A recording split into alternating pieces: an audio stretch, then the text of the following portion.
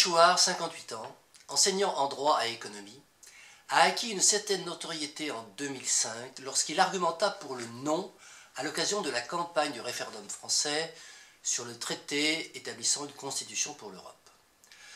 Le journal Le Monde dressa alors son portrait, le présentant comme un Don Quichotte du non, et son site web devint l'un des plus fréquentés de France avec plus de 30 000 connexions par jour.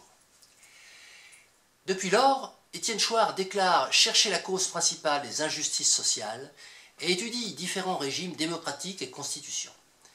Il défend notamment le système du tirage au sort et soutient qu'une nouvelle assemblée constituante devrait être réunie et fondée sur cette méthode. Il défend également le référendum d'initiative populaire et le vote direct des lois par les citoyens. Il dénonce aussi le sabordage monétaire que constitue selon lui le monopole de la création de la monnaie par les banques privées. Étienne Chouard, bonjour. Bonjour. Vous mettez en cause de façon assez radicale le fonctionnement démocratique de la société actuelle. À votre connaissance, existe-t-il d'autres pensées politiques, même éventuellement de tendances très opposées à la vôtre, qui remettent en cause l'organisation sociale actuelle de façon aussi radicale?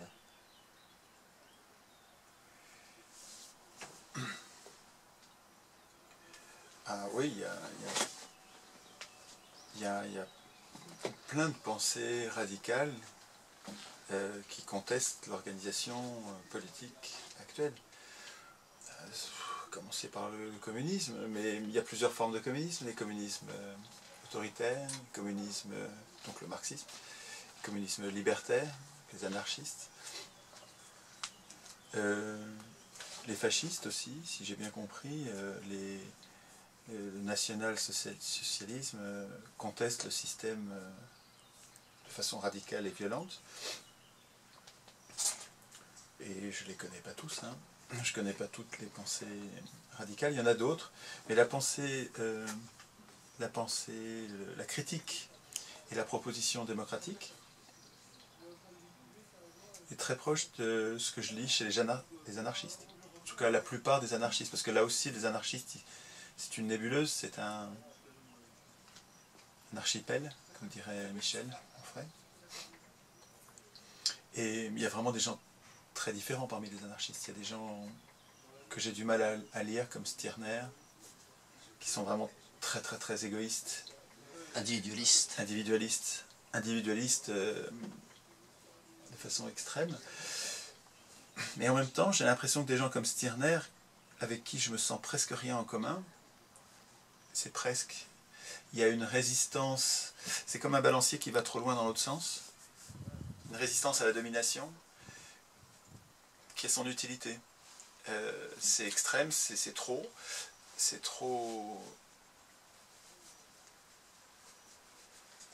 radical, Stirner, enfin ça va trop loin dans l'autre sens, et en même temps c'est sûrement utile pour ramener le ressort des temps actuels, la tendance des temps actuels vers un équilibre. Et donc, mais c'est pas tellement, d'ailleurs, je vous disais ma critique, ma proposition démocratique, c'est pas exactement ça que je défends. L'idée démocratique me paraît extraordinairement séduisante à travailler parce qu'il y a vraiment plusieurs acceptions très différentes du même mot, indépendamment de l'escroquerie parlementaire actuelle qui appelle démocratie son strict contraire, mais même parmi les gens de bonne foi qui cherchent une réelle démocratie, même parmi ces gens-là, je trouve qu'il y a plus que des nuances, il y a des vraies différences. Alors, sur le plan économique, et puisque vous parlez sur Terre aujourd'hui, qu'est-ce qui se passe? Depuis l'implosion des régimes communistes au début des années 90, le capitalisme est considéré comme le seul système économique ayant cours dans les différents pays de la planète. Le terme capitalisme, par contre, a souvent mauvaise presse et est souvent employé avec des significations diverses. Pour vous, qu'est-ce que le capitalisme et comment le définiriez-vous de façon précise?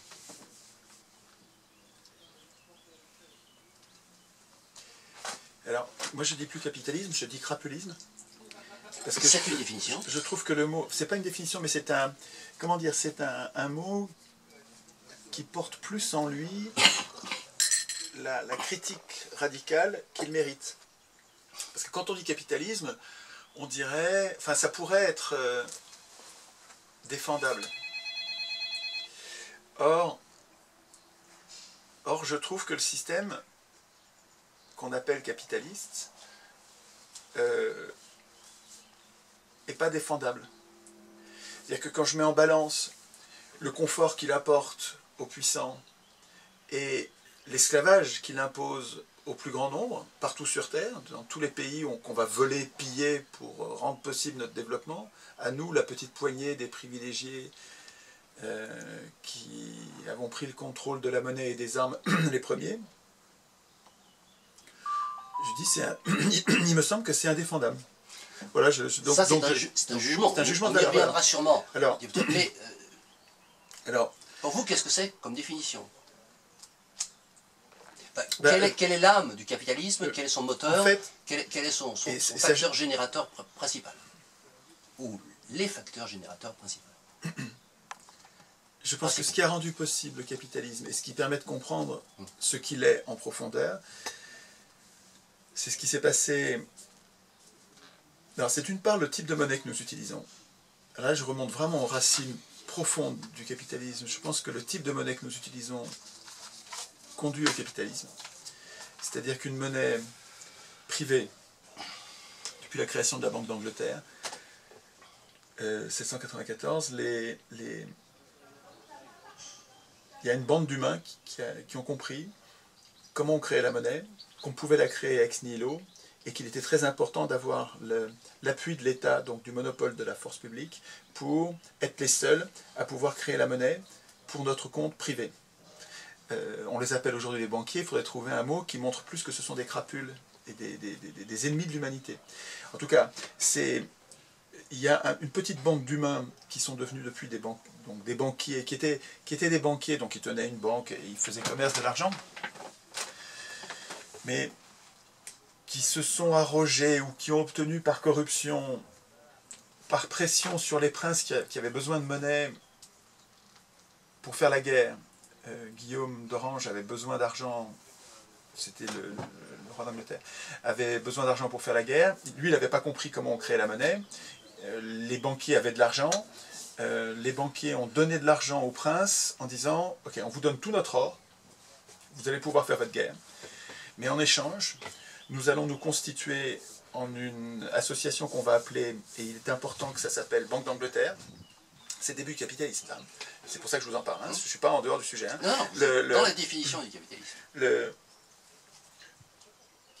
On vous donne tout notre or, qu'on accumule en faisant du commerce depuis des siècles. On vous donne tout notre or, mais en échange, on s'appelle Banque d'Angleterre. Ça, c'est important pour l'escroquerie. De donner l'apparence que c'est public. Sinon, ce serait inacceptable. Et les humains ne laisseraient pas faire. Ils laissent faire parce que ça s'appelle Banque d'Angleterre. Ensuite, ça s'appellera Banque de France, Banque d'Allemagne, etc. Et à chaque fois, c'est une escroquerie, à chaque fois, c'est privé. Et même quand ça devient public, après, vous allez voir, c'est encore sous contrôle privé. Mais enfin bon, on doit s'appeler Banque d'Angleterre. En échange de l'or qu'on vous donne, vous nous donnez des titres pour une valeur équivalente. C'est-à-dire qu'en fait, ils n'avaient rien donné, puisqu'ils avaient la valeur équivalente, parce qu'ensuite, ils allaient pouvoir faire commerce des titres en question. Et puis la possibilité d'en créer. La possibilité d'en créer davantage. Et c'est le début de la banque, et c'est le début du capitalisme. De l'accumulation de la monnaie, avec le droit pour des acteurs privilégiés d'en créer, alors pas au départ autant qu'ils veulent, mais aujourd'hui on en est arrivé à un stade où ils en créent autant qu'ils veulent. Mais, à mon avis, ça c'est une monnaie donc privée, rare, parce que ces gens-là savent bien qu'ils ne gardent leur pouvoir que si la monnaie qu'ils se sont donnée, qu'ils se sont arrogé le droit de créer est rare, parce que c'est la rareté de la monnaie qui rend possible leur chantage par rapport à toute la société. Les banquiers ne peuvent faire chanter la société que parce que la monnaie est rare et parce qu'ils en sont les producteurs. c'est absolument majeur pour comprendre la tenaille dans laquelle on est, ça. Je veux dire, nous sommes la proie des banquiers parce que nous les laissons créer la monnaie, et cette monnaie, ils la créent en trop petite quantité pour nous. Pour eux, ils s'en créent des quantitative easing, ils appellent ça. Mais c'est pour eux. Quand on crée des milliers de milliards là en ce moment, c'est pour eux, c'est pas pour nous. Et là, cette organisation sociale dans laquelle une poignée d'individus prend la création monétaire et se débrouille pour que la monnaie soit rare, si vous combinez ça au fait que la monnaie garde sa valeur, ne se détériore pas, et c'est pour ça qu'ils tiennent absolument à ce qu'il n'y ait pas d'inflation, elle incite à accumuler, elle incite à capitaliser, elle incite à faire d'État, parce que nous autres humains, on est comme des animaux d'ailleurs, hein. On se projette sur l'avenir, on sait qu'on va manquer, par peur de manquer, on fait d'État, des provisions, et on fait aussi des provisions d'argent. Et quand on fait des provisions d'argent, quand on fait des tas d'or, on en prive, si l'or est rare, si la monnaie est rare, on en prive les autres. Et donc, une monnaie privée, rare, coûteuse, qui ne perd pas sa valeur, je pense que ce type de monnaie nous conduit, mais là c'est presque, c'est anthropologiquement, c'est presque comme une loi de physique qui nous dépasse complètement. Une monnaie de cette nature nous conduit à accumuler et donne un pouvoir antisocial à ceux qui ont accumulé, à ceux qui ont trop d'or. Et donc les implications sont politiques, mais parce que c'est une monnaie qui rend possible un chantage de ceux qui ont de la monnaie par rapport à ceux qui n'en ont pas. Et donc il y a dans le type de monnaie que nous utilisons, il y a une des racines principales, une énorme racine, une cause principale du capitalisme. Mais ce n'est pas tout. En deuxième racine, mais secondaire, parce qu'en fait elle a été rendue possible par la première. Mais il y a une grosse racine du capitalisme, une condition de faisabilité qui permet d'expliquer et ensuite donc de lutter et de le remplacer, hein, mais qui permet de comprendre le capitalisme, qui est le processus politique qui s'est passé à la fin du XVIIe en Angleterre, à la fin du XVIIIe en Allemagne, en France, en Allemagne et aux États-Unis, qui sont les révolutions qui font tomber les princes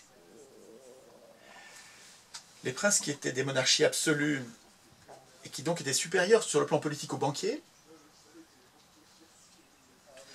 Et les banquiers ont fomenté, financé et pris le contrôle de révolutions qui ont chassé leurs seuls adversaires, qui étaient les princes, les clergés, la noblesse. Révolution bourgeoise.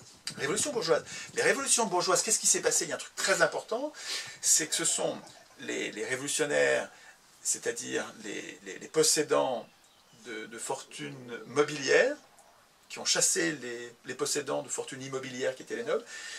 Donc les marchands et les banquiers ont pris le contrôle, lié à Henri Guillemin, quoi, hein, ont pris le contrôle du pouvoir politique en écrivant les constitutions. Et en écrivant les constitutions, ils se sont rendus maîtres du pouvoir politique, en mettant en place un faux suffrage universel avec une fausse démocratie ou une fausse république dans laquelle, soi-disant, le peuple a le pouvoir, mais en fait c'est eux les riches qui choisissent les candidats et qui donc choisissent les acteurs politiques. Ils se sont rendus maîtres du système de production de règles de droit, et c'est ça le capitalisme. C'est les riches qui prennent le contrôle de la production du droit et qui s'écrivent les règles, qui se font écrire par leurs marionnettes les règles de droit qui permettent l'accumulation du capital, qui permettent la toute-puissance, le droit inviolable et sacré qu'est le droit de propriété dans la Déclaration des droits de l'homme. C'est pas un hasard. Ils le vivaient comme le centre, les constituants de 1789, le centre de la Déclaration des droits de l'homme, brillant et incandescent, c'était la propriété est un droit inviolable et sacré. La propriété. Et donc, quand les riches du moment mettent la propriété, c'est-à-dire la pérennité de leur domination monétaire, au centre des valeurs de la société, là on a un système pérenne, j'espère qu'il n'est pas trop, qui est le capitalisme, dans lequel les riches se donnent le moyen de produire le droit qui va leur permettre d'être encore plus riches et de condamner les autres aux travaux forcés. Donc le capitalisme, c'est ça, c'est les riches qui ont pris le pouvoir en écrivant eux-mêmes la Constitution, pour ce qui les a rendus capables de produire eux-mêmes le droit. Le capitalisme, c'est un corps de règles, c'est du droit. C'est du droit qui rend possible la domination des propriétaires sur les non-propriétaires. Le capitalisme produit aussi accessoirement la société de consommation. Cette société de consommation est souvent critiquée au motif qu'elle pousserait les individus à acheter des biens superflus, notamment par l'action intensive de la publicité. Certains vont même jusqu'à parler d'une colonisation de l'imaginaire, qui obligerait ainsi virtuellement les individus à consommer les produits de la société industrielle, produits qu'ils ne désireraient pas vraiment au fond d'eux-mêmes, s'ils n'étaient pas ainsi conditionnés. Que pensez-vous de cette vision des choses ? Je suis assez d'accord avec la formulation. Ce qu'il y a, c'est que c'est second. C'est-à-dire que c'est...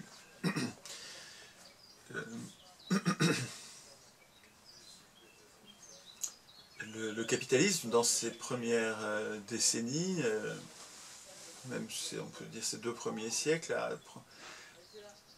a fait l'objet de résistance terrible. Les humains l'ont vu venir, le capitalisme. Les humains l'ont vu venir et l'ont détesté, et l'ont combattu. Le premier, c'est Rousseau. Enfin, le premier que je connaisse, c'est Rousseau. Il y a une conférence de Yves Vargas sur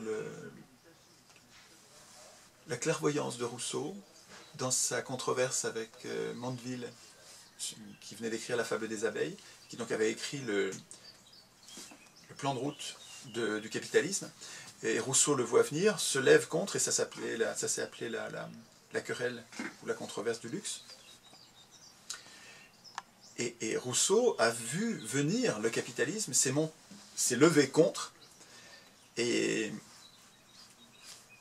le capitalisme avec les philosophes qui le défendaient, les Lumières qui défendaient le capitalisme, qui défendaient les physiocrates, et qui se prétendaient la lumière, la raison, et qui en fait étaient cupides et intéressés. Il faut voir le cas Voltaire est complètement emblématique. Et donc Rousseau s'est levé contre le capitalisme et les philosophes qui le défendaient, et pour ça il a été persécuté, littéralement persécuté. Donc l'histoire de Rousseau, Rousseau devrait être l'icône, et c'est tout à fait lié à votre question, parce que la querelle du luxe, Rousseau était déjà contre la société de consommation. Il était déjà contre la vanité, la vacuité, l'inanité des besoins matériels et du luxe, donc de la société de consommation. Et l'icône, si nous devions choisir un personnage emblématique pour représenter les 99%, la multitude, le plus grand nombre, les gens normaux, les gens, je sais qu'il y a des gens qui n'aiment pas il y a des penseurs politiques qui n'aiment pas cette espèce de globalisation qui fait comme s'il n'y avait pas de différence. Mais nous avons une cause commune, les 99%, nous avons une cause commune, c'est d'être condamnés aux travaux forcés par les 1% les plus riches. Donc ça fait quand même une cause commune malgré toutes les différences. Et l'emblème, l'icône des 99%, ça devrait être Rousseau et pas Voltaire. Parce que c'est Rousseau qui nous défendait. Rousseau était le philosophe des pauvres, enfin des pauvres, des 99%. Et donc, sur la société de consommation,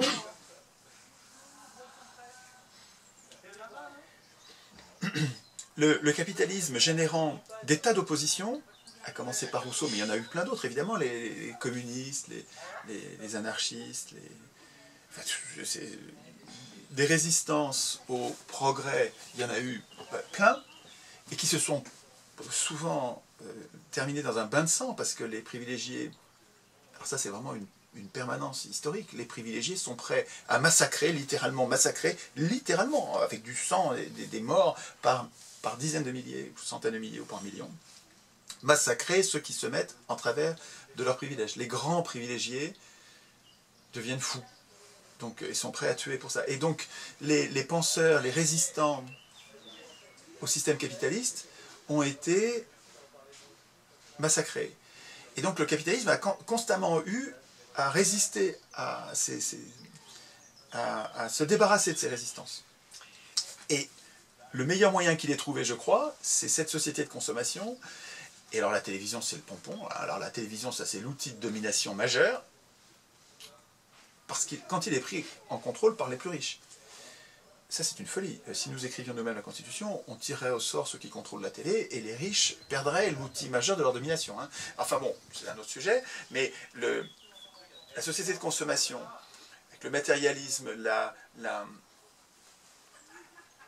diminution de la spiritualité, donc l'avilissement littéralement, la colonisation par les marchands de notre imaginaire, ce sont des armes pour les puissants pour neutraliser,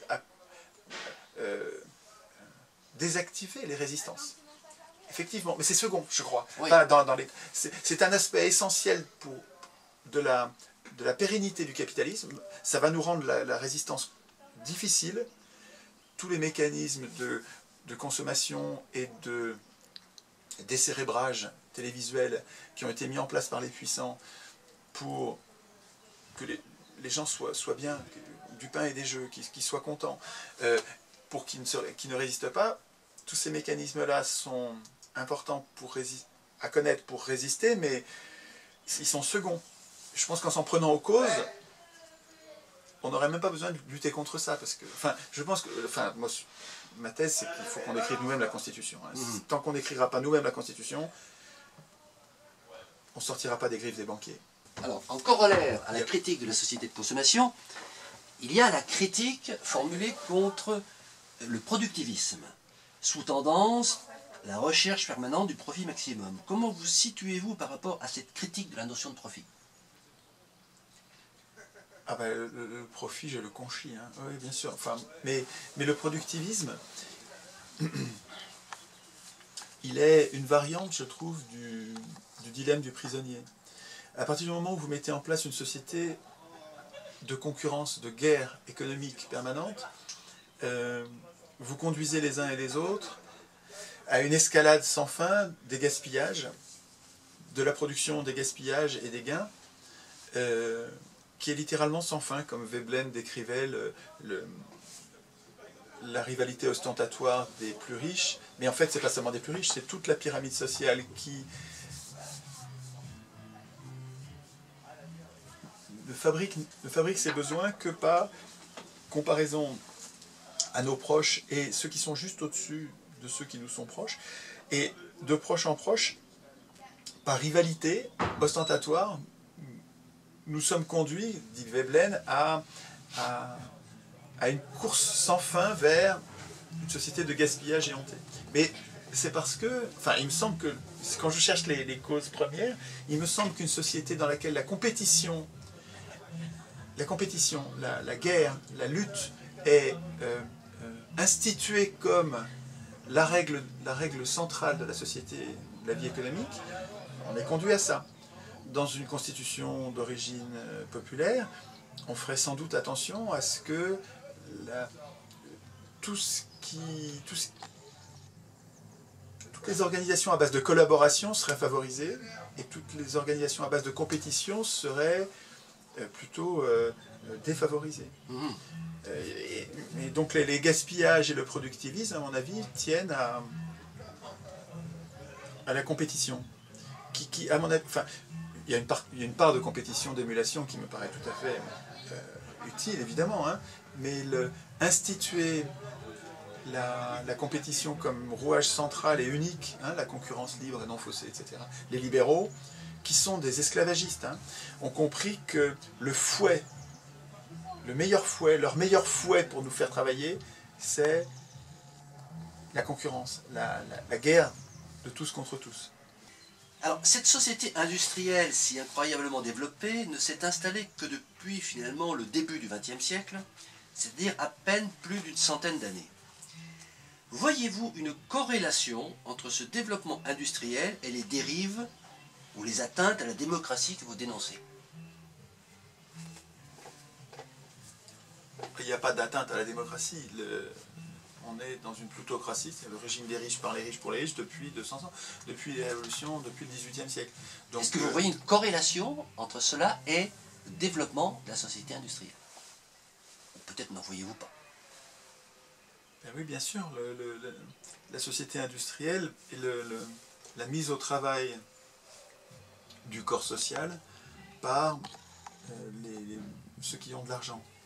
Ceux qui ont de l'argent nous condamnent aux travaux forcés, malgré tous les gains de productivité qu'ils obtiennent de nous avec le fouet de la peur du chômage, de la peur de manquer, de la peur de mourir faute d'argent.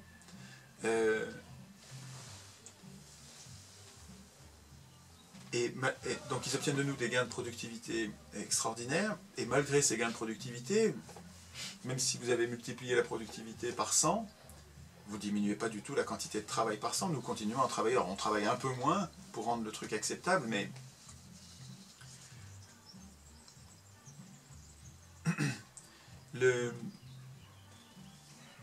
et en plus le système industriel, il est confortable pour les consommateurs qui bénéficient d'un pouvoir d'achat, il est extrêmement inconfortable pour ceux dans les pays industriels qui n'ont pas de pouvoir d'achat, et puis pour tous les pays producteurs de matières premières, ravalés au rang de producteurs de matières premières, que nous pillons et massacrons pour leur voler les ressources qui nous manquent. Pour cela, c'est légèrement inconfortable aussi. Donc, alors en même temps, c'est vrai qu'il y a une partie évidemment défendable dans le système industriel qui est l'astuce admirable des rendements croissants. Nous sommes capables, alors il faut lire le bouquin de Reinert, Eric Reinert, formidable bouquin ça. Oui. Comment les riches sont devenus riches et pourquoi les pays pauvres restent pauvres. Et Eric Reinert, traduit par Claude Rochet, que vous devriez rencontrer Claude Rochet, il vous dira, c'est un puits de science, c'est passionnant ce qu'il aura à vous raconter sur ce sujet. Eric Reinert a quelque chose comme 40 000 bouquins chez lui, je crois, quelque chose comme ça, sur l'économie. Et donc ce qui est formidable, c'est qu'il les articule surtout, et c'est qu'il maintient, il entretient la mémoire des luttes, il entretient la mémoire de ce qui compte, de ce que les humains ont compris depuis 500 ans et que nous avons oublié depuis 50 ans. 50 ans, c'est rien, quoi.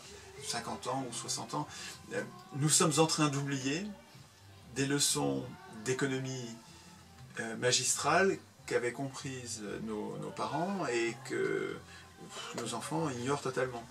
Et notamment, alors j'y pense à cause de la loi des rendements décroissants. Les rendements décroissants, il faut un exemple pour comprendre, mais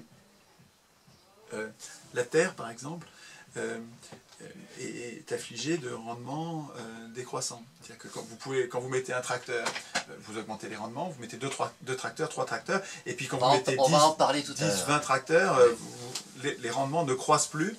Et donc sur l'agriculture, on n'arrive pas à créer la richesse des nations. Les nations ne peuvent pas, ont besoin d'agriculture, mais ne s'enrichissent pas comme ça. Par contre, quand on commence à s'industrialiser, alors là, on obtient des rendements croissants. Et là, les pays s'enrichissent. Et donc, normalement, on devrait pouvoir travailler moins. D'ailleurs, au passage, si politiquement nous étions développés et émancipés, nous pourrions, en même temps, c'était le rêve de nos parents, quand ils construisaient les machines, c'était pour travailler moins, ou travailler moins durement.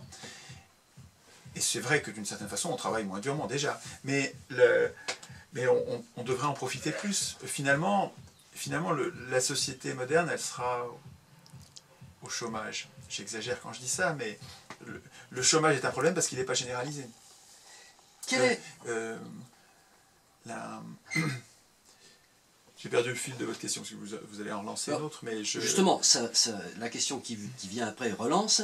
Quel est, à votre avis, le moteur ou la raison principale de cette explosion asymptotique de l'activité industrielle depuis le début du XXe siècle? Il y a plusieurs ressorts. Il y a la cupidité, donc la guerre de tous contre tous, qui fait ce dilemme du prisonnier qui fait que chacun ne peut survivre que si il entretient une espèce de course aux armements économiques. Il faut toujours investir plus, toujours gagner plus de parts de marché, toujours. Mais ça, c'est une incitation à la. Est-ce qu'il y a des raisons physiques aussi? À la production, mais les raisons physiques. vous pensez à quoi Les ressources naturelles. Oui, vous voulez la découverte de ressources naturelles, la découverte des énergies en fait, hein, c'est les énergies... La découverte des énergies fossiles a rendu tout ça possible, quoi, hein, parce que... Ah bah oui, non, mais s'il n'y avait pas le charbon et le pétrole, on serait toujours tous au champ. Il n'y aurait pas d'ordinateur, il y aurait... Donc c'est le facteur majeur de l'explosion industrielle. Ah mais oui. D'accord. Bah oui. Le moteur de tous les développements, là, le moteur principal, mais le moteur unique pratiquement, c'est les énergies fossiles. Hein.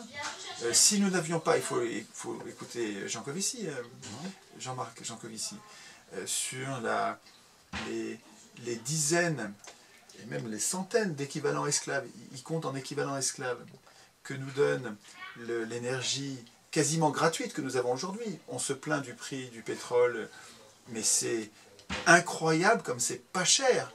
Quand on voit le nombre d'humains qu'il faudrait faire pédaler pour obtenir l'électricité, pour obtenir le fonctionnement de la machine à laver, pour obtenir le déplacement de la voiture. Les tracteurs dans le champ. Les tracteurs dans les champs, les tractopelles. Le nombre de gens qu'il faudrait mettre à pédaler, à marner, à ramer, avec leur force manuelle, s'il n'y avait pas les énergies fossiles. Non mais, ce que dit Jancovici est frappant, frappant. Sans le pétrole et le charbon, nous serions littéralement tous au champ, en train de cultiver. On ne serait pas sortis de nos champs. Nous sommes sortis des campagnes parce que les machines nous ont rendu possible, nous ont libérés. Les machines et l'énergie qui les fait tourner nous ont donné, et je trouve que l'image est frappante parce que c'est stimulant pour la pensée, nous donne des équivalents esclaves. Et donc ce sont ces équivalents esclaves qu'il y a dans les litres de pétrole qui sont incroyablement bon marché, que nous pourrions payer plus cher sans y perdre autant que ça.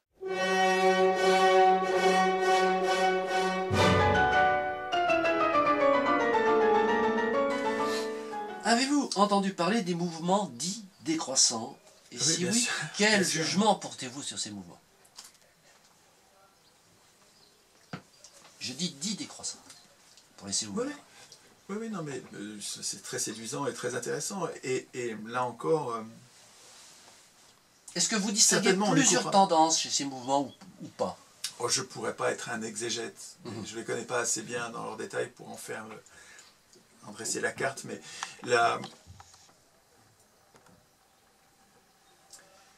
le principe qui rend leur réflexion légitime et pertinente, c'est cette règle simple qu'une croissance infinie et une croissance indéfinie est impossible dans un monde fini.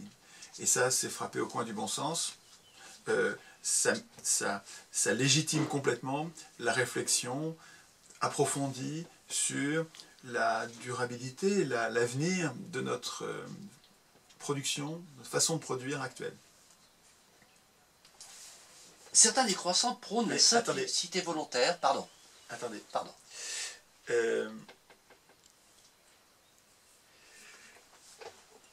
Probablement faudra-t-il décroître. Mais avant de décroître, il me semble plus... Est-ce qu'il faudra décroître ou on sera obligé de décroître? On sera obligé de décroître. Sauf si les riches nous collent une guerre qui détruit tout, y compris les humains, consommateurs, producteurs, hein, et en détruisant tout, on règle le problème différemment. Et il me semble plus urgent de répartir différemment les richesses que de les produire différemment. Alors, en même temps, il me paraît évident, non pas si vaste, parce que ça revient à ma question qu'il faut qu'on écrive nous-mêmes la Constitution. Donc, mais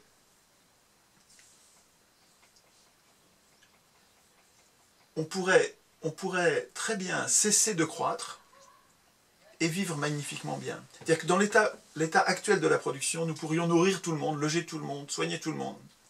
Et si nous n'arrivons pas à le faire, c'est parce que nous sommes la proie d'extraordinaires parasites, des vampires. Ce dont nous avons parlé tout à l'heure. Ce dont nous parlions tout à l'heure. Et donc le problème, il est politique. Si vous voulez, les décroissants, et deuxième point, les décroissants, dont je partage presque toutes les analyses, hein, je suis d'accord avec les observations, les diagnostics, les perspectives, je suis d'accord. Simplement sur le plan politique, quand on se concentre sur la décroissance, on est sur une conséquence. Et donc quand on conteste la croissance, sans s'en prendre comme moi à la Constitution, on est voué à discutailler. On va bavardouiller, on va discutailler sans rien changer parce que nous sommes impuissants politiquement. Donc, vous voyez, les idées sont acconnectées. Elles sont connexes. Nous devrions écrire nous-mêmes la Constitution pour reprendre le contrôle de nos acteurs politiques. Oui, nous devrions décroître ou au moins cesser de croître, mais les deux sont indissociables. C'est-à-dire que vous n'obtiendrez pas la limitation de la croissance, voire la décroissance, ou le débat public qui dit comment est-ce qu'on va faire pour décroître, comment on va répartir différemment les richesses, les biens et les services, comment on va les répartir différemment pour qu'on soit plus capable, pour qu'on soit plus conduit à en produire toujours plus. Cette série d'actions ne sera possible que si on reprend le contrôle du politique. Donc si vous voulez, quand on discute que sur la croissance, on est sur les conséquences, et à mon avis, c'est comme sur le nucléaire, comme sur le droit du travail, comme sur le racisme, comme sur tous ces sujets de lutte sociale sont voués à l'échec dans un contexte où nous sommes impuissants politiquement. Donc ça me paraît à connecter à notre réappropriation constituante pour que ça ait une chance de déboucher sur du réel. Alors justement, et de façon plus précise, et au niveau de ce raccord politique, certains décroissants prônent la simplicité volontaire, adoptent individuellement le mode de vie frugal, refusant d'acheter certains biens de consommation, cultivant leur jardin pour s'alimenter, refusant de se déplacer en automobile, etc. etc. Pensez-vous que ces démarches puissent être compatibles avec les idées que vous prônez, politiques? Compatible, évidemment, mais compatible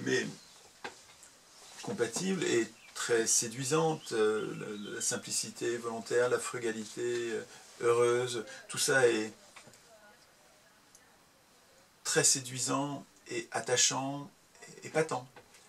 Mais c'est pas ce dont on a besoin pour régler nos problèmes. Enfin, ça suffira pas du tout, quoi. Je veux dire, regardez, vous parlez de planter, de devenir autonome en plantant nous-mêmes ce dont on a besoin pour se nourrir. Alors déjà, il faut avoir le terrain, il faut avoir la terre. Hein. Or, je vous rappelle que le capitalisme, qui est l'accumulation du capital, c'est aussi l'accumulation des terres, et que en fait, les grands propriétaires terriens empêchent la multitude d'être propriétaires d'une parcelle, c'est-à-dire que la plupart des humains ne sont pas propriétaires d'une parcelle et donc ne peuvent pas se nourrir parce qu'ils n'ont juste pas la terre. Mais c'est pas tout. Pour exploiter la terre, il va vous falloir des semences. Eh bien, vous pouvez faire confiance aux maîtres chanteurs que sont les puissants du moment, que sont les capitalistes, les semenciers en l'occurrence. Vous pouvez leur faire confiance pour mettre en place, en se servant de l'État, c'est-à-dire de l'appareil coercitif dont ils ont pris le contrôle. Et c'est ça qui rend le capitalisme possible, c'est qu'ils aient pris le contrôle de l'appareil coercitif, de l'État.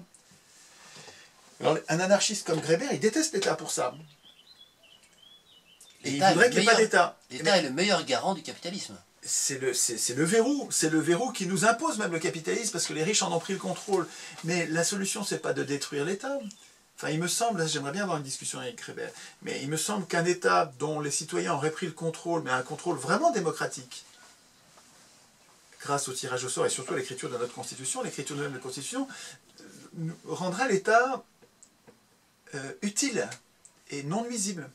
En tout cas, vous pouvez faire confiance, je reprends ma phrase qui n'est pas terminée, vous pouvez faire confiance aux semenciers, aux capitalistes, aux maîtres chanteurs, pour se servir de l'État, pour interdire carrément l'utilisation de semences. C'est ce qu'ils font. Et c'est ce qu'ils font, exactement. Mais c'est pour ça que je vous en parle.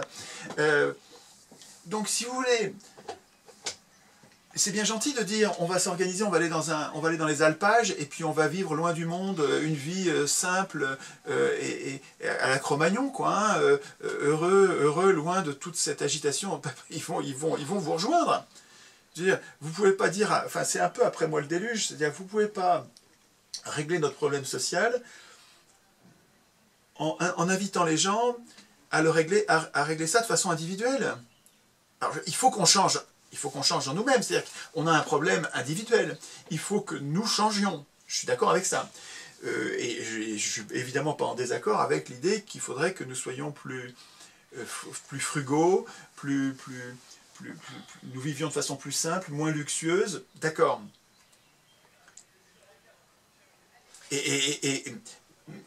Mais la modification, la principale modification intime qui me semble souhaitable, parce qu'elle est prioritaire, et c'est elle qui va tout changer, c'est qu'il faudrait que nous devenions constituants. Voilà une autre modification individuelle, vous voyez une autre mutation individuelle, c'est-à-dire qu'un électeur qui arrête de renoncer à instituer la politique, un électeur qui se met à vouloir penser l'institution du politique, un électeur qui se met à vouloir instituer lui-même les pouvoirs, la façon dont on écrit les lois, la façon dont on abroge les lois, la façon dont on contrôle les acteurs politiques qui écrivent les lois, la façon dont on reprend la main contre ces acteurs, tout ça, l'humain qui est en train intimement de se convaincre qu'il est capable de le faire et de le vouloir, à mon avis, c'est pas contradictoire avec ce que vous disiez, c'est pas contradictoire avec la frugalité, la simplicité, le changement écologique, intime, c'est pas incompatible, mais ça me paraît premier, alors que le changement écologique, il est second, parce que les maîtres chanteurs vont vous empêcher d'être écologique. Ils vont vous obliger Ce sont des enrôleurs, ce sont des professionnels de l'enrôlement. D'accord. Alors, d'autres décroissants prennent en compte la fin prochaine des ressources fossiles et considèrent qu'il faut commencer à s'adapter localement au choc prochain d'une décroissance industrielle inéluctable. C'est ce qu'on appelle le concept de résilience et des groupements comme les villes en transition, qui se déclinent en différentes actions, comme par exemple la relocalisation de certaines activités, l'agriculture urbaine, la petite polyculture élevage individualisé et mutualisé. Avez-vous entendu parler de ces mouvements de résilience et comment les jugez-vous? C'est presque la même question. Bien sûr. Ce ne sont pas des frugaux volontaires. Ils regardent la décroissance de façon différente. Ils disent qu'elle est inéluctable. Mais entre les deux, pour moi, il y a une nuance seulement. Parce que, là encore, c'est extrêmement séduisant. Sur le plan de la qualité de vie humaine, c'est épatant. Mais c'est second. Second, ça ne veut pas dire sans importance. Je viens de dire que je trouve ça attrayant, sympathique, sexy, comme je dis, attrayant. Mais second. C'est-à-dire impossible tant qu'on sera... Enfin, impossible à grande échelle. Et impossible durablement tant que vous laissez le pouvoir politique à des maîtres chanteurs qui veulent tout le contraire. Vous leur échapperez pas longtemps. Si vous voulez, dans les outils des maîtres chanteurs, les outils principaux des maîtres chanteurs, il y a, comme je vous disais, donc la monnaie, le contrôle de la monnaie, puis le contrôle du politique par les élections, le faux suffrage universel et les anti-constitutions qu'ils écrivent eux-mêmes. Mais il y a, on en a parlé un peu à la télé, et la publicité. La publicité, enfin, ce qu'on devrait peut-être appeler la réclame, ce serait plus péjoratif, ce serait plus facilement péjoratif. La réclame, c'est un outil de fabrication de désirs et donc de souffrance, donc de malheur programmé qui pousse les gens ensuite à travailler pour avoir l'argent nécessaire pour consommer. C'est bien dont ils n'avaient absolument pas besoin avant qu'on leur en parle, avant qu'on les... Et en faisant le bilan coût-avantage de la publicité, de la réclame, je pense qu'un corps social, prenant le temps d'en parler et de bien peser les avantages et les inconvénients, je pense qu'un corps social renoncerait à la télévision, peut-être pas à la télévision, mais à la publicité, en disant, bon, chez nous, la réclame, c'est interdit. Voilà. On va arrêter de courir après des chimères que nous fabriquent des cupides industriels qui sont d'ailleurs cupides. Ils ne sont pas cupides en... Je ne suis pas raciste, hein, c'est pas leur nature d'être cupides. C'est l'organisation de l'économie et de la monnaie, du type de monnaie, qui les rend cupides. L'organisation de l'économie rend les acteurs cupides.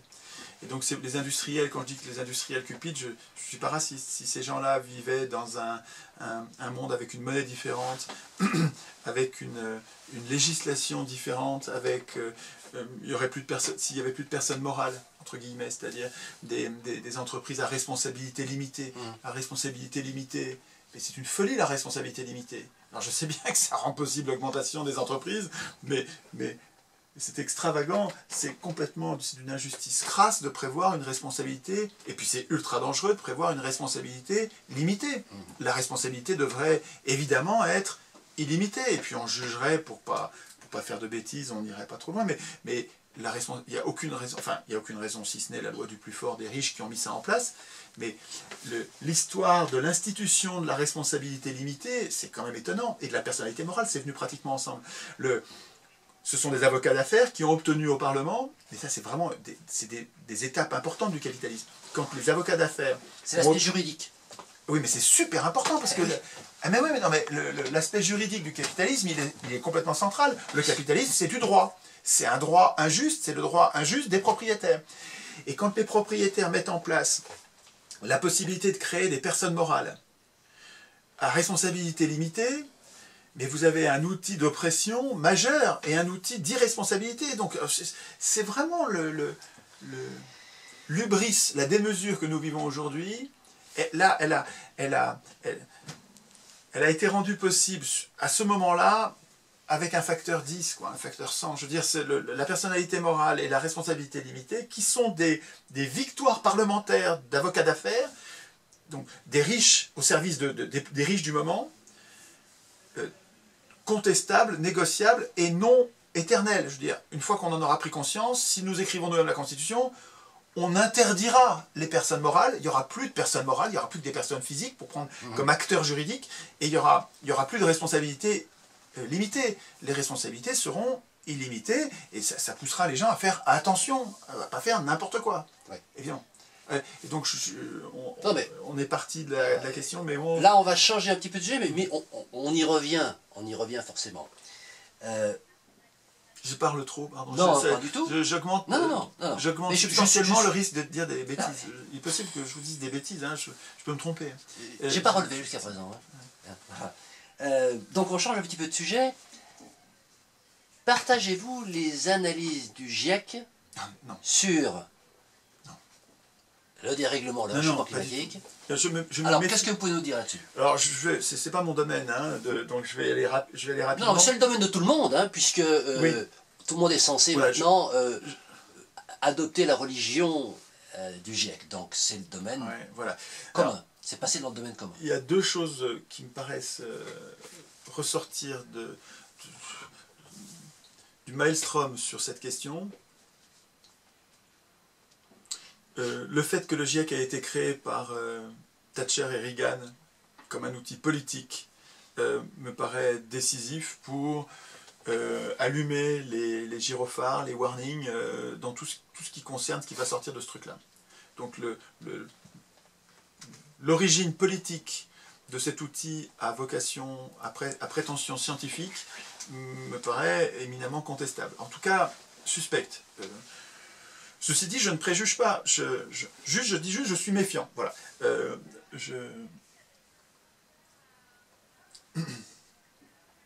Je développe pas sur les mails qui ont été rendus publics, qui étaient échangés dans les organes dirigeants, entre les directeurs du GIEC, pour des mails où manifestement ces gens-là usaient de leur influence pour interdire la publication des pensées dissidentes, c'est-à-dire des pensées contraires à la loi du consensus. Oui, mais alors, justement, deuxième observation, avec le GIEC, on dirait que nous sommes conduits à une science où la vérité, une science officielle, où la vérité est votée. Et la majorité l'emporte. S'il y a consensus, on a affaire à quelque chose qui devient une vérité qui devient incritiquable. C'est juste le contraire de la science. La science, c'est falsifiable. Il faut que ce soit falsifiable. Il faut que tout le monde, tous ceux qui le veulent, tous, y compris les charlatans, tous, on ne peut pas savoir à l'avance qui est charlatan. Donc il faut que tous puissent contester les thèses. Taxées de charlatanisme. Absolument. Donc l'idée même, enfin l'idée que je me fais de la science, mais qui est une idée de profane, hein, c'est que ne sachant pas, et vraiment c'est une idée qu'on retrouve au cœur de la démocratie, les Athéniens disaient la même chose, ne sachant pas à l'avance qui va dire une couillonnade, qui va dire quelque chose d'important pour la cité, on met en place l'iségoria, c'est-à-dire le droit de parole pour tous à tout propos à tout moment, et les citoyens jugeront de ce qui est dit pour se faire une opinion éclairée par la mise en scène des conflits, la mise en scène des opinions contraires. Et en matière de science, c'est... si j'ai bien compris, c'est l'organisation à laquelle tiennent le plus les scientifiques, c'est-à-dire la mise en contradiction permanente et libre des contradictions. Avec le GIEC, on trouve une espèce de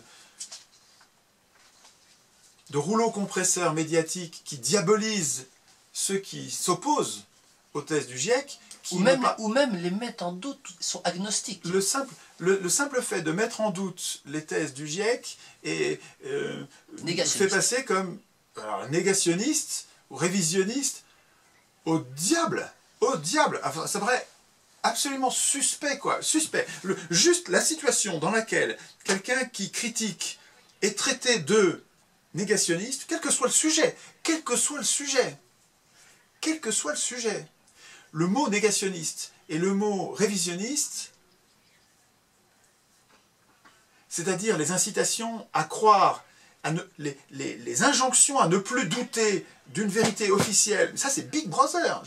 Moi je suis en résistance contre le mot négationnisme, révisionnisme, et toutes ces injonctions de penser, ces interdictions de critiquer, cette espèce de carcan intellectuel. Je lis plein d'historiens, des immenses historiens, hein, des historiens orthodoxes, mainstream, hein, qui tempêtent contre l'espèce de montée en pression du négationnisme, du révisionnisme, qui en fait interdit aux historiens de travailler. Parce qu'en histoire aussi on a le problème. Étienne Chouard, pour vous, qu'est-ce que l'écologie? C'est une partie du savoir, une partie du savoir qui concerne notre environnement, l'environnement de la vie, qui se préoccupe de la durabilité de l'existence. C'est pas mon rayon, donc moi je vous donne là une définition intuitive, improvisée. C'est pas mon rayon. D'accord. Simplement, il y a des tas d'écologistes qui me font venir pour parler de démocratie, qui me branchent sur les problèmes écologiques, donc le nucléaire, des problèmes auxquels je suis sensible évidemment comme n'importe quel humain, comme n'importe quel être vivant. Et je rappelle à chaque fois que aucune des grandes résistances écologiques ou écologistes, aucune des grandes résistances n'a la moindre chance de réussir, de parvenir à ses fins, d'améliorer la situation, de revenir en arrière sur les catastrophes dénoncées, sans reprendre le contrôle du politique. Tant que les multinationales qui n'ont comme mobile que le profit, qui n'ont aucun mobile écologique, qui n'ont un mobile écologique que indirectement si ça leur permet du profit. Tant que les multinationales contrôlent les télés, les journaux et les acteurs politiques, donc produisent le droit,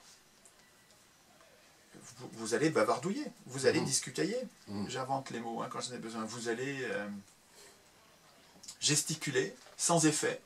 Donc l'écologie, la lutte de certains humains qui voient dans les problèmes environnementaux, les problèmes les plus urgents parce que c'est des problèmes de survie, à mon avis, ne peuvent pas faire l'économie de ma réflexion, enfin de la réflexion qui n'est pas la mienne, mais de ce sur quoi je travaille principalement, qui est la réappropriation du politique, la réappropriation du processus constituant. Qui écrit ce texte supérieur dans lequel nous disons comment nous voulons désigner nos acteurs, comment nous voulons contrôler nos acteurs, comment nous voulons garder la main par rapport à nos acteurs politiques? Qui écrit ces règles-là? Il ne faut pas que ce soit les acteurs politiques eux-mêmes. Voilà. Les écologistes, s'ils ne prennent pas à bras-le-corps cette idée-là, ils vont discutailler, comme ils le font depuis 50 ans. C'est eux-mêmes qui me le disent. Depuis 50 ans, on se bat contre le nucléaire, mais on ne change rien. Rien, tous ces efforts, pour rien, ça progresse. Le nucléaire progresse. Et il progresse parce que nous sommes impuissants politiquement. Parce qu'ils n'ont pas pris le problème à la racine. Ils dénoncent, ils observent la conséquence parfaitement, ils proposent des alternatives tout à fait opportunément et de façon astucieuse et intelligente, mais tout ça dans un contexte d'impuissance politique dont ils ne s'occupent pas. Donc ils discutent, c'est utile ce qu'ils font, mais ça servira à rien, ça ne débouchera sur du réel que si on écrit nous-mêmes la Constitution. Quel est votre avis sur l'épuisement des ressources fossiles et minérales? La diminution de la disponibilité de ces deux types de ressources est-elle, selon vous, prochaine ou lointaine? À l'échelle d'une vie, c'est lointaine, parce que je ne sais pas si on verra, si nous les vieux, on verra de notre vivant les troubles majeurs que prédit Jancovici, et je trouve avec raison, il y a un risque de tuerie autour du manque d'énergie. Parce que le manque d'énergie, ça va être le manque d'alimentation, ça va être le manque de tas de trucs auxquels on tient absolument. Mais sur l'échéance... Je sais pas. Je sais pas, c'est pas mon rayon, mais si vous voulez, politiquement, comme moi je m'intéresse à notre société, et pas seulement la nôtre aujourd'hui, mais celle de nos enfants, nos petits-enfants, moi ce qui m'intéresse, c'est un bonheur durable. C'est une paix, une justice durable. Et donc, le fait que l'épuisement des ressources arrive dans 5 ans, 10 ans, 15 ans, 100 ans, 200 ans, n'est pas essentiel pour moi. Par contre, il y a quelque chose qui me paraît assez évident, c'est que, en termes d'énergie, nous n'avons pour l'instant exploité que des réserves d'énergie accumulées pendant des millions d'années. Donc, nous avons en quelques générations brûlé. C'est incroyable, tous les stocks d'énergie accumulés qui étaient le charbon et le pétrole, nous avons vraiment en quelques générations, on aura tout brûlé, les enfants n'auront rien. Mais, en même temps, on aura développé des techniques qui permettent très certainement d'exploiter d'autres formes d'énergie que les énergies accumulées, qui est notamment le soleil. On est inondé d'énergie dont nous ne faisons rien. Alors justement. Et à mon avis, les alternatives, il y en a plein. Et ces alternatives ne verront pas le jour. Encore une fois, c'est encore des conséquences, causes-conséquences. Je veux dire, moi je suis radical.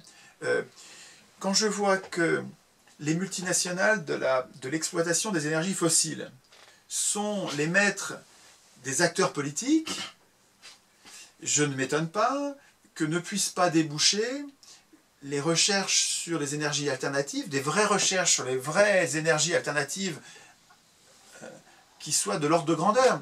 Jancovici a raison de dire que l'éolien, le photovoltaïque, tout ça, c'est pas l'ordre de grandeur de ce dont on a besoin pour remplacer les énergies fossiles. Mais par contre, c'est pas le torrent, c'est le tsunami d'énergie dont nous déverse le soleil, dont nous abreuve le soleil tous les jours. À mon avis, les humains seront capables de l'exploiter assez facilement avec le niveau technique, et pour l'instant, on a un problème politique. C'est-à-dire que on n'arrive pas à mettre en œuvre les politiques de recherche sur ces énergies de remplacement pour les mêmes raisons que celles qu'on décrit depuis tout à l'heure, depuis le début. Nous n'avons pas de représentants politiques. Nous n'avons pas de constitution, donc nous n'avons pas de représentants politiques, alors que les multinationales les banques et les multinationales ont leurs représentants, leur constitution. Et eux n'ont pas intérêt à ce qu'il y ait des alternatives énergétiques. Donc, alors, c'est pour ça justement, le pétrole, qui constitue actuellement le carburant de la quasi-totalité des transports mondiaux, c'est-à-dire le réseau veineux de la civilisation industrielle, transport par air, terre, mer, transport professionnel ou particulier. Pensez-vous que la diminution de la production de pétrole va entraîner une diminution correspondante de ces transports, ou au contraire que ces transports vont pouvoir se maintenir ou même continuer à croître grâce à la découverte d'un autre carburant? Et si oui, lequel? Oui, on trouvera d'autres carburants. D'accord. Je pense qu'on trouvera d'autres carburants. C'était la question. Je pense, enfin je me trompe peut-être, là c'est vraiment pas mon rayon, mais le lien avec mon... C'est le rayon de tout le monde, hein, on utilise l'essence tous les jours. Oui, donc, mais si vous voulez, le lien avec ce que je fais, c'est vraiment la même réponse. C'est la décision d'investissement. Elle est politique, l'investissement dans la recherche sur des alternatives. Elle est politique et elle pose des problèmes de financement, donc des problèmes économiques. Sur les deux sujets, nous sommes la proie des banquiers. Nous n'avons pas le financement, nous avons perdu la capacité de financer nous-mêmes. Les puissances publiques ne peuvent plus produire l'argent nécessaire pour financer les recherches, par exemple, sur ces secteurs. Et les acteurs politiques qui seraient capables de prendre ces décisions de recherche à grande échelle sur ces alternatives, ces acteurs sont au service... Est-ce que vous pensez que le lobby pétrolier freine mais oui, les ou la recherche sur des carburants alternatifs? Enfin, évidemment. Enfin, ça me paraît évident. D'accord. Et c'est logique. Enfin, c'est logique. Tout pouvoir va jusqu'à s'y trouver une limite. Toutes les forces vont jusqu'au bout de leur force. Leur intérêt, leur cupidité, leur intérêt les conduisent à prendre le contrôle des acteurs politiques pour que soient menées les politiques qui leur sont favorables, et c'est ce qui se passe. Bon, ben, on va me dire que je suis complotiste, ben voilà, ils ont qu'à dire que je suis complotiste, je m'en fous. C'est juste logique et c'est juste la vérité. On a le droit de l'être. Et moi, je m'estime avoir le droit de l'être. J'estime que j'ai le droit de l'être.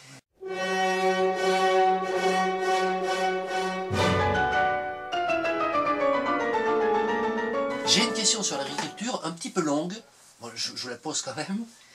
L'agriculture actuelle est très fortement dépendante du pétrole pour le carburant des tracteurs et des divers engins de récolte, pour les engrais, les pesticides, les fongicides, les herbicides et autres produits phytosanitaires. Le pétrole est également indispensable pour le transport des récoltes vers les industries agroalimentaires et des produits transformés vers les centres de distribution. Plus tous les produits plastiques. Voilà. Par ailleurs, l'intensification de l'agriculture depuis 60 ans a provoqué une dégradation des sols en humus, ce qui nécessite d'employer toujours plus d'engrais pour maintenir les rendements à leur même niveau. Alors, d'abord, êtes-vous d'accord avec cette présentation des choses? Et deuxièmement, si vous êtes d'accord ou pas, compte tenu de ces éléments, comment voyez-vous l'avenir de la production alimentaire mondiale confrontée au double problème de la diminution de la disponibilité en pétrole d'une part, et de l'appauvrissement des sols d'autre part? Ce sera toujours, je vais vous lasser, excusez-moi, mais je vais toujours avoir la même réponse. Hein. Je suis d'accord avec votre exposé. J'ai vu pas mal de vidéos et lu de textes là-dessus. Ça paraît plausible. C'est pas mon domaine d'expertise, mais ça paraît plausible. Et là encore... L'alimentation est le besoin numéro 1 de l'être humain. Absolument. Mais là encore... Notre problème n'est pas technique, notre problème est politique. On a toutes les solutions techniques. On se débrouillera très bien sans pétrole. Enfin, je suis sûr qu'on se débrouillera sans pétrole. On se débrouillera sans pétrole. Pour l'agriculture. Pour l'agriculture, quand je vois ce qu'on a découvert avec les rameaux, toute l'énergie, toute l'alimentation des végétaux qui vient des rameaux, et qu'on sait collecter les rameaux, broyer les rameaux, les mettre en couches suffisamment épaisses pour que se développent les champignons et toute la flore qui permet de reconstituer le sol à une vitesse incroyable avec les nutriments. Ce que font les époux bourguignons là est remarquable, je trouve. Ils expliquent ça drôlement bien. au lieu, pour l'instant, nous désincitons les agriculteurs à revenir à des traitements raisonnables de la terre du pétrole. Et à s'affranchir du pétrole. Nous les désincitons et au contraire, nous les incitons à la production industrielle et déraisonnable et intensive. Mais ça, c'est politique. Et donc, je suis sûr que des assemblées citoyennes tirées au sort, convenablement formées, informées, ayant pris le temps de débattre longuement sur chacun de ces sujets, prendraient de meilleures décisions, plus conformes à l'intérêt général, que les parlementaires européens qui n'ont rigoureusement aucun pouvoir sur ce qui compte et qui ont été remplacés par l'armée de lobbyistes à Bruxelles qui sont juste au service des multinationales, de la chimie et du pétrole dont vous parliez tout à l'heure. Je veux dire, les décisions politiques sont prises par les ennemis de la Terre. Donc le problème n'est pas technique. Le problème n'est pas technique. Nous n'avons pas de problème au pluriel technique. Nous avons déjà plein de solutions. On a toutes les solutions. Nous avons un problème politique. Les humains ont démissionné du processus constituant. Là, je suis revenu d'un coup à la racine. Notre problème politique, c'est pas que nos acteurs politiques nous trahissent. Ça encore, c'est qu'une conséquence. Comment se fait-il que les acteurs politiques puissent nous trahir? C'est parce qu'il n'y a aucune loi pour les contraindre. Nous n'avons aucun moyen de les contraindre. Pourquoi n'avons-nous aucun moyen de les contraindre? Parce que nous n'avons pas de constitution. Nous avons une anti-constitution qui met ces gens-là à l'abri de nos punitions, à l'abri de nos regards même maintenant. En Union européenne, nous ne pouvons même pas voir ce qu'ils font. Ils le font à huis clos. Et les décideurs reçoivent les lobbies loin de nos regards. Mais c'est parce que nous avons laissé bâtir des anti-constitutions nommées constitutions fallacieusement, et c'est pas leur faute, c'est notre faute. Nous avons démissionné. Et ça se dégrade sans arrêt, ça va finir en camp de travail, c'est pas la faute des autres. Si le pouvoir va jusqu'à ce qu'il y ait une limite, et s'il fait comme s'il n'y avait pas de limite, on dirait que leur hubris, leur démesure est sans fin. Oui, c'est le cas parce que nous ne mettons aucune limite. Notre dépolitisation, c'est notre problème politique. Notre complexe d'infériorité, notre paresse, notre inculture, notre complexe d'infériorité quand nous croyons que nous allons nous tromper, que nous avons peur de mal faire, tout ça accumulé fait que nous renonçons à écrire nous-mêmes notre constitution. C'est ça notre problème. Pour continuer dans la relation entre politique et énergie, l'industrie nucléaire en France a été imposée au peuple sans débat préalable ni consultation populaire. Elle est contestée aujourd'hui par une certaine partie de l'opinion publique, notamment après l'accident de Fukushima. Considérez-vous que l'énergie nucléaire, alors sans parler de sa validation ou pas, par le suffrage universel, mais enfin sans parler, je souhaiterais que vous en parliez, mais considérez-vous que sur le plan technique, cette industrie doivent être maintenue, et pensez-vous qu'elle puisse même être développée pour compenser la diminution prochaine du fossile? Pas du tout. Pas du tout. Je trouve cette technologie ultra dangereuse. C'est extraordinaire, mais tellement dangereux. Il y a une folie à considérer que le risque étant minime que l'accident survienne est rendu vraiment très minime par des tas de procédures d'ultra-sécurité. Et le risque, lui, par contre, la gravité de l'accident, elle, est terrible, terrible. Un accident nucléaire pose un problème de santé publique gigantique.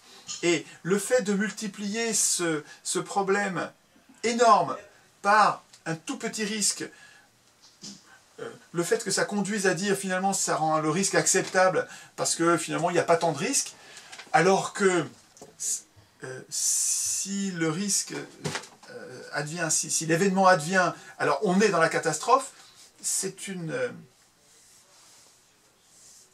aberration sur le plan du bien commun.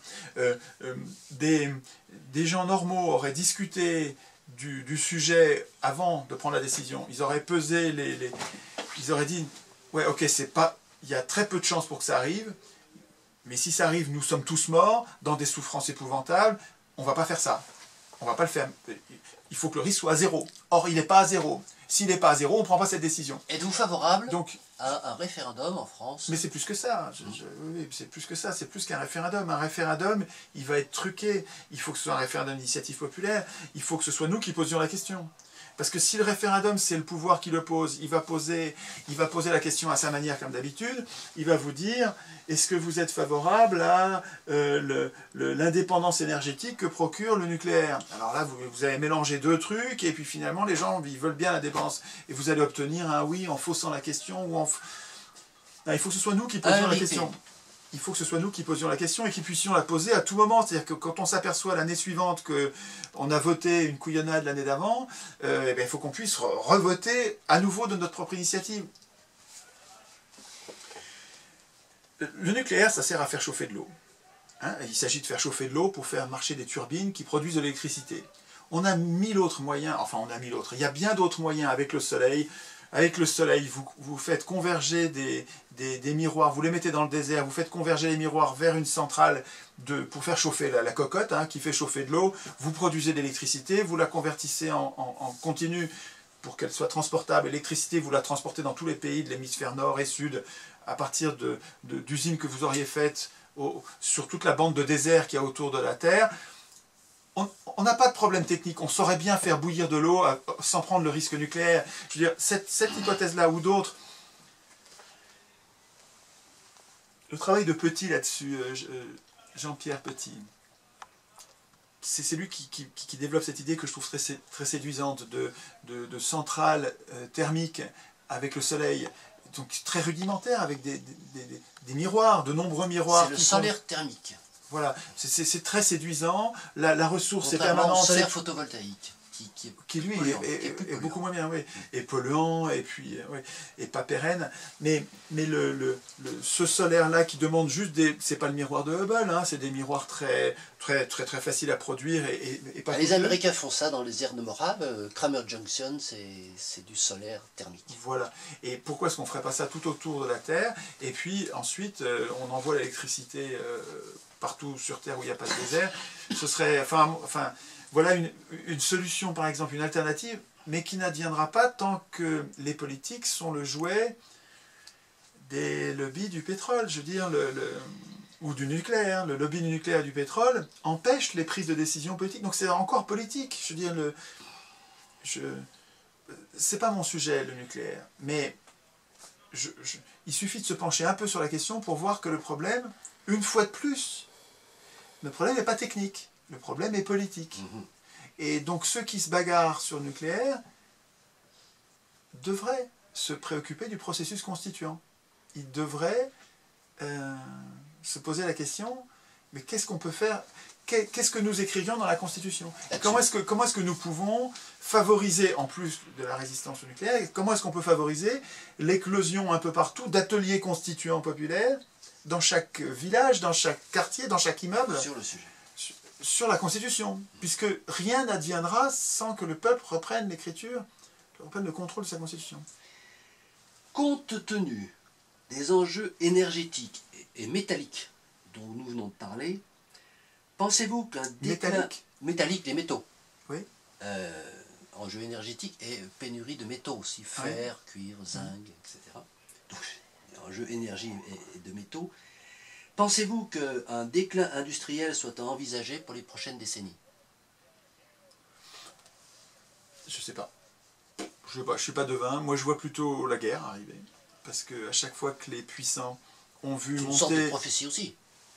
Oui, mais enfin, j'ai plus de précédents qui permettent de voir des ressemblances, quoi, hein. Les périodes qui précèdent les guerres présentent plein de points de ressemblance avec la période actuelle, je trouve. Il y a les trois guerres, au moins les deux guerres industrielles qu'on a vécues, ont été rendues possibles par leur financement par les banques centrales. Les deux grandes guerres mondiales n'auraient pas pu durer aussi longtemps si on ne les avait pas financées. dire, autrefois, les guerres cessaient faute d'argent. Au moins, on s'arrêtait de s'entretuer parce qu'on n'avait plus les moyens de s'armer. La prise de contrôle de la production d'argent par des gredins qui sont intéressés à la guerre. Il faut comprendre que ce n'est pas eux qui vont la faire, ce n'est pas eux qui vont mourir à la guerre, mais ils vont gagner de l'argent pendant la guerre, ils vont gagner de l'argent pendant la reconstruction, ils gagnent de l'argent à tout propos. Les guerres sont une source d'enrichissement phénoménale pour les banques. Et donc ils ont un intérêt à la guerre. Et quand les socialismes montent, les vrais socialismes, je ne vous parle pas du PS, hein, évidemment, qui est un parti d'extrême droite, mais quand les socialismes montent, les vrais, les banquiers envoient les jeunes révoltés se faire tuer au front. Ils font d'une pierre 2, 3, 4 coups avec la guerre. Et ayant pris le contrôle des médias qui préparent l'opinion à la guerre, regardez nos médias, c'est incroyable. Ils légitiment toutes les guerres. Regardez les médias, c'est incroyable, ils légitiment les guerres. Et pourquoi les banques achètent les journaux? Pourquoi le Crédit Mutuel achète le quart de la PQR, la presse quotidienne régionale? Pourquoi Rothschild achète Libération? Pourquoi Lazare achète Le Monde?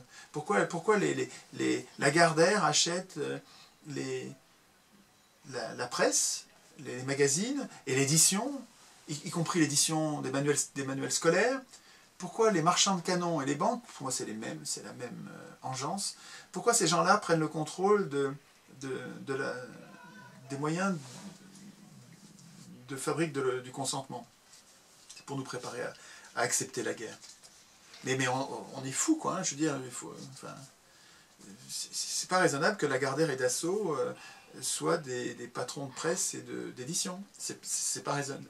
Majeur, ultra majoritaire, presque. Ils ont presque tout. Hein. Je crois que 75% de la presse et de l'édition. De l'édition tenue par Lagardère et Dassault. Donc le risque de guerre est plus important, je crois, que le risque de désindustrialisation. La désindustrialisation, elle est surtout rendue possible par l'Union européenne, hein, mais ce n'est pas la désindustrialisation de tous les pays, c'est la désindustrialisation de l'Union européenne, parce que nous sommes dirigés par l'étranger. La Commission européenne. La désindustrialisation liée à la pénurie des ressources fossiles et des matières premières. C'était ça, le facteur ou pas de désindustrialisation possible. Je pense que en général, ça se réglera comme d'habitude, c'est-à-dire il y a une bande de prédateurs qui vont maintenir leur industrialisation et qui vont piller, affamer, ruiner, voler leurs matières, voler leurs métaux et leurs ressources aux autres, avec leurs armes. Donc on ne peut pas raisonner en moyenne, c'est-à-dire vous ne pouvez pas raisonner sur le monde en moyenne. Regardez les inégalités, vous allez avoir un empire qui va voler ses provinces. Il y a aujourd'hui 7 milliards d'humains sur la planète et on prévoit 10 milliards pour 2050. Partagez-vous ce pronostic et si oui, pensez-vous qu'ils sont inquiétants? Les ressources alimentaires notamment vous paraissent-elles suffisantes pour une population mondiale de cette ampleur? Je suis désolé, j'arrive pas à voir ce problème-là sous forme de problème technique. Je pense qu'on n'a pas de problème technique pour nourrir toute la Terre. Je pense que 7 milliards d'humains qui mettent le meilleur d'eux-mêmes pour fabriquer le bonheur général, c'est génial. On va avoir une diversité et une productivité. Pensez pas qu'on soit trop nombreux sur la planète. D'accord. Mais non. On est trop nombreux si on reste dans le paradigme politique insensé qui est le nôtre. On est trop nombreux pour les ultra-dominants, les ultra-riches, les ultra-privilégiés qui considèrent qu'on est en train de saloper leur planète parce qu'ils la considèrent comme la leur et qui cherchent les moyens de se débarrasser de nous en nous stérilisant, enfin toutes les formes d'eugénisme classiques. Mais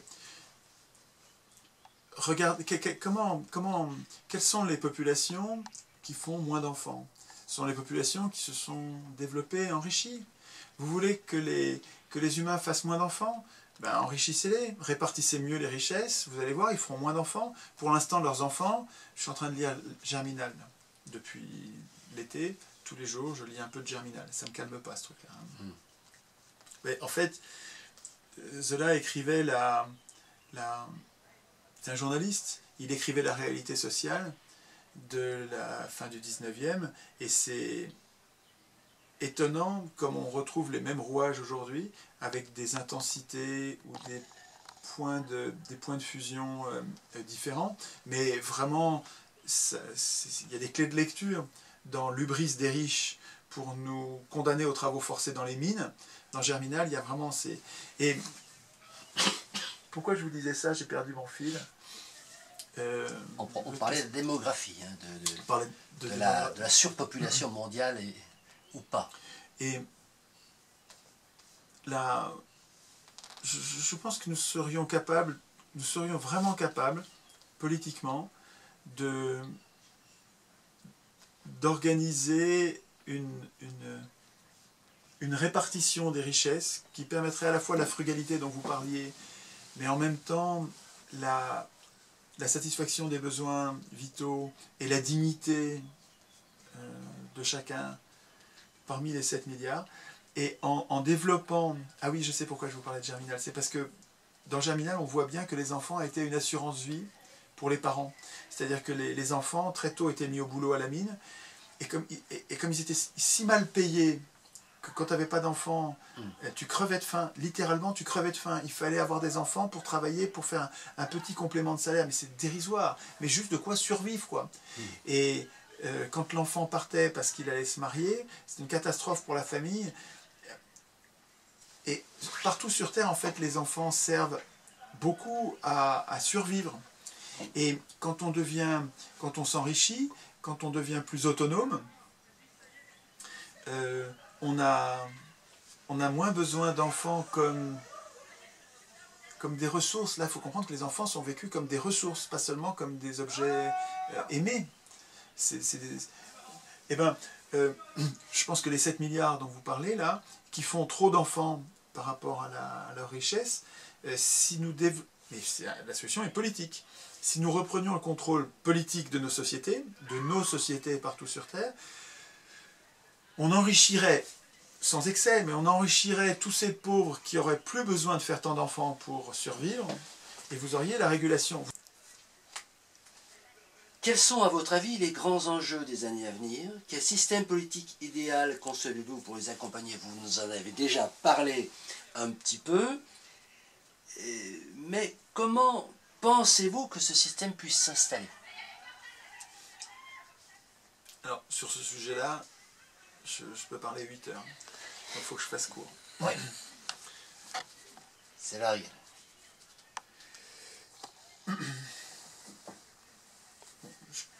Je répète, je pense que nous n'avons pas de problème technique. Autrement dit, nous avons des problèmes techniques, mais nous avons toutes les solutions techniques. Et si on n'arrive pas à les mettre en place, c'est parce que nous avons un problème politique. Nous n'avons pas de constitution. Nous n'avons pas de représentants. Les représentants politiques sont les représentants de ceux qui les ont fait élire. Et ceux qui les ont fait élire, ce n'est pas nous. Nous les avons élus, mais si vous ne l'aviez pas fait, ça aurait été quelqu'un d'autre. Peu importe ceux qui ont élu les élus, peu importe ceux qui ont élu donc les électeurs. Et on ne compte pas les votes blancs. Oui, on ne les prend pas. Mais même si vous les comptiez.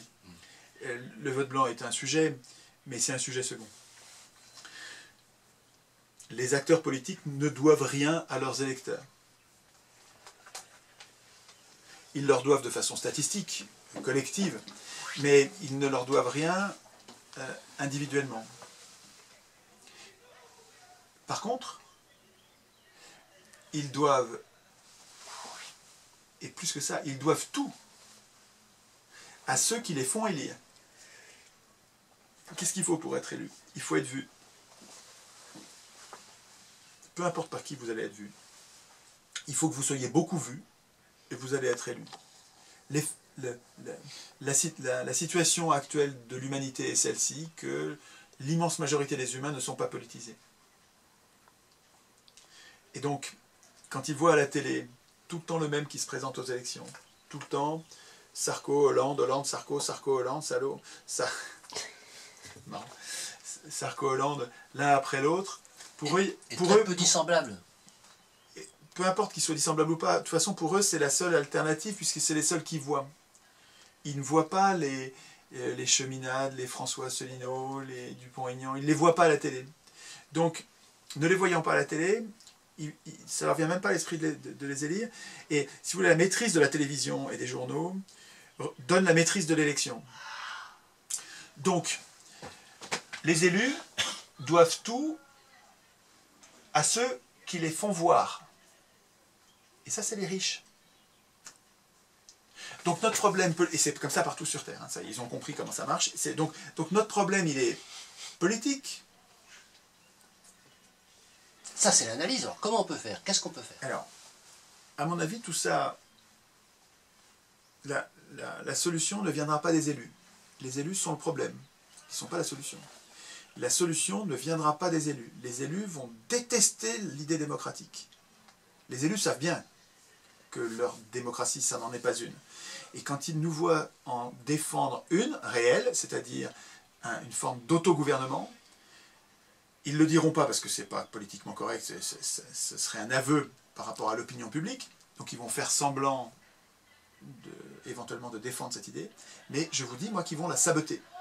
Les élus vont saboter l'idée démocratique, c'est-à-dire le tirage au sort en politique, le fait que ce soit le peuple qui écrive lui-même la Constitution. Les élus vont haïr cette idée. Les médias qui sont possédés par les riches et qui font partie du système de domination vont détester l'idée. Les industriels et les banquiers vont détester l'idée. L'idée démocratique, l'idée plus que démocratique, l'idée des ateliers constituants populaires, elle va avoir contre elle tous les pouvoirs. Rien que ça. Donc vous allez avoir un torrent de calomnie en réseau concentré contre lequel il va falloir résister avec juste notre jugement, avec notre esprit critique. Il va falloir qu'on reste ferme contre les calomnies en disant effectivement ce qu'il nous faut c'est écrire nous-mêmes la Constitution. Je pense que nous n'avons pas de Constitution, nous n'avons pas de représentants, tout simplement parce que nous avons renoncé à écrire nous-mêmes la Constitution et nous avons donc renoncé à écrire nous-mêmes, chacun d'entre nous, nous avons renoncé parce qu'on n'a jamais appris et parce qu'on n'en a jamais parlé pour l'instant. Il n'y a pas eu ce déclic de conscience qui a lieu en ce moment. Autrefois, il n'a pas eu lieu. Bon, là, il a lieu, et l'Internet nous donne le moyen de l'éducation populaire qui permet de nous affranchir. On n'a pas besoin des médias, on n'a pas besoin des élus, on n'a pas besoin des riches. Entre nous, avec l'Internet, nous pouvons organiser une éducation populaire, c'est-à-dire une contagion entre nous pour nous passer le mot. Ce n'est pas aux hommes au pouvoir d'écrire les règles du pouvoir, ce n'est pas aux élus d'écrire la Constitution, c'est aux simples humains d'écrire, de penser leur constitution et de la vouloir, de se rendre capables d'écrire et donc de lire, donc de juger, donc de critiquer, donc de protester quand quelque chose ne va pas dans le processus constituant. Et pour que ça advienne pacifiquement, pour que nous arrivions à écrire nous-mêmes la Constitution, parce que, je le répète, on n'a jamais vu un ordre de domination rendre les clés spontanément. C'est Frédéric Lordon qui dit ça comme ça, et je trouve que la formule est parfaite. On n'a jamais vu... Il n'est pas le seul. On n'a jamais vu un ordre de domination rendre les clés spontanément. Et donc ça n'arrivera pas comme ça, ce ne sont pas les élus qui nous donneront le pouvoir. Qui nous rendront le pouvoir. Donc ça, un peu comme un adolescent ne demande pas à ses parents s'il peut s'en aller, s'il peut s'émanciper. De la même manière, un électeur, s'il veut devenir citoyen, ne doit pas demander à ses élus de lui trouver la solution. Ça ne sert à rien de faire des pétitions, ça ne sert à rien de demander. Les élus, nos maîtres du moment, ceux qui décident tout à notre place, ne nous donneront jamais notre liberté, notre émancipation. Ça n'arrivera pas, ça. Je sais bien qu'il y a quelques élus vertueux, mais la majorité ne le sont pas. Et donc, c'est vraiment à nous d'être nombreux à le vouloir.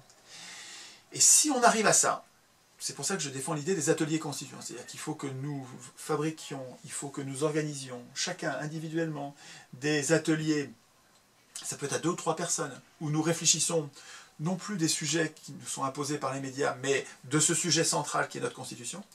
On s'en occupe et on fait monter notre niveau. Et à chaque fois qu'on s'en occupe, on essaye de faire venir un voisin, un ami, un parent, un nouveau qu'il ne connaît pas pour le contaminer, rendre le truc contagieux. Et que lui-même, à son tour, se mette à faire des ateliers constituants en invitant à nouveau des inconnus ou des gens connus mais qui sont pas encore, qui n'ont pas compris le truc, de façon à ce que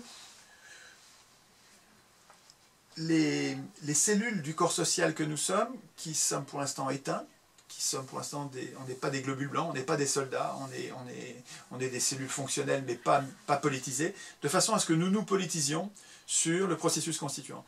Et si on a fait ça discrètement, on n'est pas obligé d'en parler, hein, et petitement, à petite échelle, à 2 ou 3, si on fait ça, et à travers les pays, partout sur Terre, c'est comme des graines qui attendent le printemps. Le jour où ça va péter, je ne sais pas où, je ne sais pas comment, peu importe, ça m'est égal, je n'ai pas besoin de savoir ça. Si nous avons préparé, si l'idée est venue et que nous arrivons à nous passer le mot, c'est à nous d'écrire la Constitution, ce n'est pas aux professionnels de la politique. Il ne faut surtout pas élire l'Assemblée constituante. Idée simple. Si cette idée a bien germé, s'est bien répandue, le jour où ça germera partout.